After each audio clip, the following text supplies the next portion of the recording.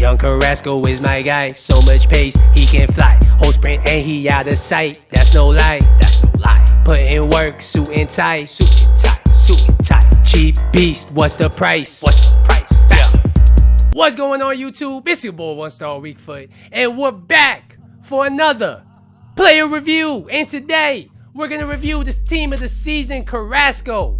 And I haven't heard much of this Carrasco, or Carrasco himself in real life. I'm saying this Carrasco like he's an object, but he's a person. I haven't heard much from Carrasco since he's went to China, but I guess he's been doing well because he got a team of the season card right here, and it looks like an interesting card. He's 5'11", he's high medium, he's right-footed with a 4-star weak foot, and he has 4-star skill moves. I played five and a half games in Division 1, and I got 3 goals with him. I say 5.5 because one of those games, the guy quit after 30 minutes, and I wasn't mad because I'm trying to do the Rodri objective, and I need one more. I just need one more win with a Spanish goal to get that thing done. So just one more, guys. I need one more. Anyways, before I go any further, if you're enjoying the content, don't forget to hit the like button for me, and if you're new around here, don't be shy. Hit the subscribe button down below. I appreciate all you guys watching right now.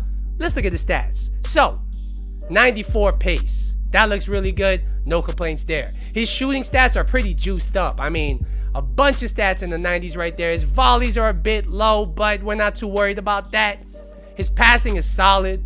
Not anything crazy, but he does have the important stats of 86 short passing and 87 crossing. His dribbling stats look really nice.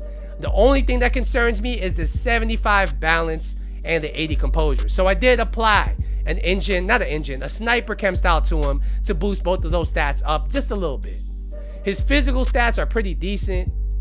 83 stamina is not the best for a winger, but it should last him 90 minutes. He has 76 jumping, and he is 5'11", so he should be able to get on the end of some far post headers every now and then. He only has 66 strength, but I remember him from previous years. In game, he's pretty big, so I think that'll help him ride some challenges out. We'll see how he plays in game. Let's get into the gameplay. Alright, so I have summoned the powers of Footbin, and according to Footbin, this card's gonna cost you about 66,000 coins on the PS4 market.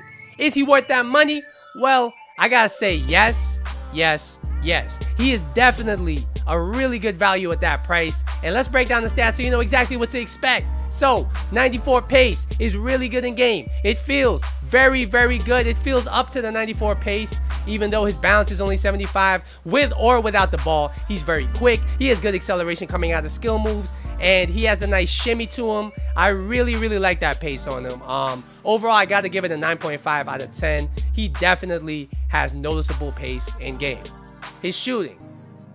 I would say the two most noticeable things about his shooting are his shot power and his attack positioning. And it's no surprise because his shot power is 95, his attack positioning is 92. So every single shot I shot with him was like a bullet. It was very, very strong. And not only that, it was accurate because he does have 90 finishing. So he has a nice low driven to him.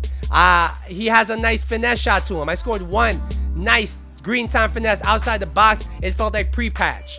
His attack positioning was very nice. Like I said, he's always in very, very dangerous positions. He's always making himself available in positions where he can score or he can just contribute to the build-up play. I would say shooting and just overall offensive firepower, I would have to rate that a 9 out of 10.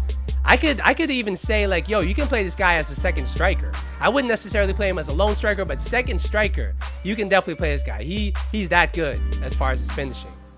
His passing. I would say his passing was good. I wouldn't say it was great. I wouldn't say it was bad. It's definitely very reliable, and it makes this guy have other aspects to his game because, like I said, he has a very nice shot on him, and on top of that, he can pass the ball, so he can play make, he can shoot, he has a lot of pace. You're starting to get the picture. He's very well-rounded in game. His crossing is very accurate. There was one cross that he put in from a corner that I thought should have been a goal, but De Gea, of course, saved it. And like I said, all his passes are just very accurate. He's not going to have game-changing passing, but he's not going to let you down. Overall, his passing is an 8 out of 10. His dribbling. Oh my God. I was surprised by his dribbling a lot, honestly, because That's the problem I've had with a lot of Carrasco cards in other FIFAs, is that he just feels clunky to me. He normally felt clunky to me. But this Carrasco, I don't know what they did to it. He feels so smooth in the game. He's so responsive on the ball. His dribbling is insane. His agility at 94 is definitely noticeable. I don't think his balance hinders him at all. He feels very responsive on the ball, and he's able to really shake defenders off. You can use him to beat 1, 2, even 3 defenders if you're nice enough with the sticks. And yeah, I really enjoy this guy's dribbling, and he keeps the ball really close to his body. So even for a big man, he could wiggle his way through spaces. And not only that, because he has a bigger body on him for a winger, he's able to ride the challenges. He's really a well-rounded winger, and I really enjoy the dribbling aspect of his card. Overall, his dribbling has to be a 9.5 out of 10. Some of the best dribbling I felt on this game. His physical. I spoke a little bit about his strength. I said that he has enough strength to ride the challenge, and I would say, yeah, he definitely has enough strength to ride the challenge. He was getting challenged by Milinkovic-Savic, by Varans of the world, and he was able to ride the challenge. I mean, he wouldn't always outstrength them, but I've used smaller wingers like Felipe Anderson, like Mena, like Baluta, and when they get tackled, they just completely crumble. This Carrasco has enough strength to really, if you're going to tap L2 while you're getting tackled, he has enough strength to really ride that tackle out, to try to challenge for the ball, to even shield the ball. I would say his strength is surprisingly good in game. His stamina is what you would expect. He does need a sub at the 80-minute mark, at the 90-minute mark, and if you go into extra time, you probably will need a sub for him. His jumping is not bad. I did score a headed goal with him. He was completely open though, but I have challenged other fullbacks in this game with his heading capabilities, and it wasn't too bad at all. So overall, I would say his physical is an 8 out of 10. Not too bad. So overall, what would I rate this card? I would have to rate this card at 8.75 out of 10. He's one of the funnest cards I've used on this game. A very fun card to use. The only thing I would say is bad about the card is just the fact that he's so difficult to link. He's Belgian, and he plays in the Chinese league. So it might be difficult to get him into your starting 11.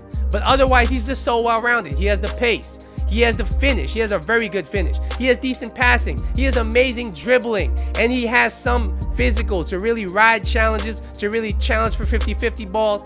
I mean, he doesn't really have any weaknesses in game at all. And I think you're really going to be satisfied if you want to try this card out for fun. So yeah, that's going to be my Yannick Carrasco Team of the Season review. Hopefully you guys enjoyed it. Once again, don't forget to like and subscribe. I'll be back tomorrow with another video. But until then, later.